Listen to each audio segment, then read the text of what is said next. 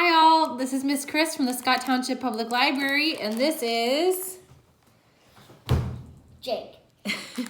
and we're going to tell you what our craft is this week for the craft make and takes. Jake, do you know what it is? No. You are going to get a birdhouse. And this is what you're going to get. Okay, you're going to get this Paint a Birdhouse activity kit.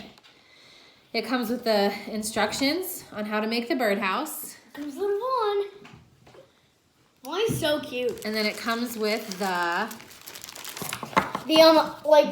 actual wood. The wood for the birdhouse. You need a lot of pieces for it. Like, let me count how much pieces you need for this birdhouse. You need 1, 2, 3, 4, 5. 5 pieces. 6.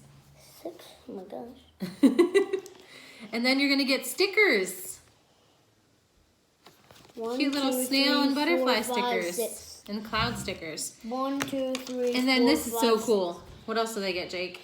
Oh yeah, you can whatever color you want. Let me throw it to the camera. Paint. Paint. Yeah. And a paintbrush. So have fun building your birdhouse. Have fun painting your birdhouse. Have fun looking at the directions. Let me show you them. Have fun looking at the directions.